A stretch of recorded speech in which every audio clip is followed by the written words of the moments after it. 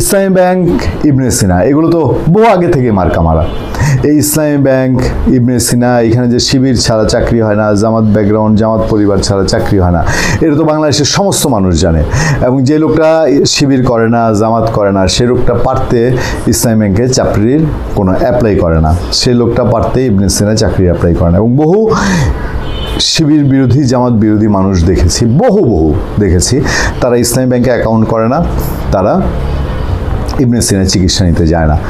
এবং এটা পলিটিক্যালি, যেহেতু তারাও পলিটিক্যালি ওই জামাত এবং ইসলামী ব্যাংক এরা পলিটিক্যালি চালায় ওটা, সুতরাং তাদের পলিটিক্যাল মতাদর্শের যারা না তারা সেখানে যাবে কেন? আমার দেখা বহু মানুষ আছে, আমি নিজে দেখেছি, এবং আমার খুবই ঘনিষ্ঠ পরিসরে আমার একটা ইসলামী ব্যাংকের সঙ্গে আমার যোগাযোগ আছে, সেই ব্যাংকেও আমি দেখেছি। আমি সেই ব্যাংকেও বহু দাওয়াত দিয়ে আওয়ামী লীগের এক নেতাকে ইসলামী ব্যাংকে অ্যাকাউন্ট করানো যায়নি, সে অ্যাকাউন্ট করেনি। তো এটা সত্য কী কারণে? এখন আওয়ামী লীগের না হয় জামাত ভীতি ছিল, যে তারা জানে যে জামাত কোনোভাবেই আওয়ামী লীগের পক্ষে আসবে না, ইসলামী ব্যাংকের লোকজন আসবে না। বিএনপিকে যে নতুন করে জামাত ভীতি পেয়েছে, এটার কারণ কি যে আগামী নির্বাচনে সত্যি জামাত বিএনপিকে চ্যালেঞ্জ করে বসতে পারে? প্রধান উপদেষ্টার কাছে গিয়ে বিএনপি বলেছে, প্রধান নির্বাচন কমিশনের কাছে গিয়ে বলেছে।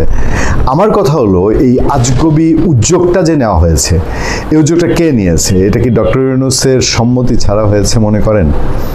ডক্টর ইউনূস নিজেই কি চান যে ইসলামী ব্যাংক এবং ইবনে সিনার লোকজন নির্বাচনী দায়িত্ব পালন করুক?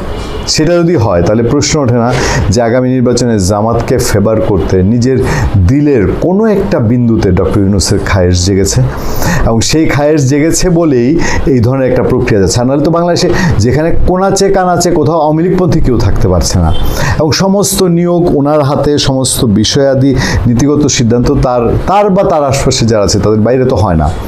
তাহলে বিএনপি যে এখন উঠে পড়ে লাগছে, এই যে বিএনপির এক নেতা গতকালকে বললো, বক্কর চক্কর করেন না, কিন্তু বিএনপি কিন্তু মাঝে মধ্যেই বলে, রুহুল কবির রিজভী আহমেদ এইসব মিটিংয়ে যায় না, কিন্তু উনি কিন্তু মাঝে মধ্যে বলে, কারণ উনি তো শিবিরের সাথে ফাইট করা মানুষ। হ্যাঁ, তো বলে যে আপনারা যে বক্কর চক্কর শুরু করছেন, এই বক্কর চক্করের পার্ট কিনা যে ইসলামী ব্যাংক এবং ইবনে সিনার মানুষজনকে নির্বাচনী দায়িত্ব দেয়া। আপনি একটা খেয়াল করে দেখবেন, জামাত এবং শিবির করা মানুষের ইবনে সিনা চিকিৎসা করতে গেলেই ডিসকাউন্ট আছে। ইসলামী ব্যাংকে জামাত এবং শিবির করলে লেনদেন, ঋণ, এটা সেটা, এইসব বিষয়ে তাদের একটা মানে একটা অন্তত নমনীয় দৃষ্টি, আইনের মধ্যে করলেও তাদের নিয়মকানুনের মধ্যে একটা নমনীয় দৃষ্টি থাকে। তো এখানে অন্য পক্ষ কেন গিয়ে সেখানে কমফোর্ট ফিল করবে? এবার ধরেন অন্য নির্বাচন যদি হতো, ধরেন আওয়ামী লীগ সব আওয়ামী লীগ নির্বাচন করছে, ইন্টারেস্টিংলি সেই নির্বাচনে যদি ইসলামী ব্যাংক বা ইবনে সিনার লোক নিয়োগ করতো, বিএনপি কিছু বলতো না, এবং বিএনপির মধ্যে জোট হিসাবে যদি জামাত থাকতো, বিএনপি কিছু বলতো না। এখন যে নিজের কাঁধে এসে পড়েছে, দেখতে পাচ্ছে যে ওরে বাপরে, আস্তে আস্তে তো সব কিছুই তাদের কন্ট্রোলের বাইরে। একটা চিন্তা করে দেখেন, একেবারে সচিব লেভেলে, ক্যাবিনেট লেভেলে যেসব কাজকর্ম হচ্ছে, সেখানেও জামাতের প্রভাব বিএনপিকে তটস্থ করে তুলেছে। ফলে এইবার বিএনপি এই জায়গাটায় হাত দিয়েছে। শেষ পর্যন্ত কি ইসলামী ব্যাংক এবং ইবনে সিনার লোকজন নির্বাচনী প্রক্রিয়া থেকে বাইরে থাকবে?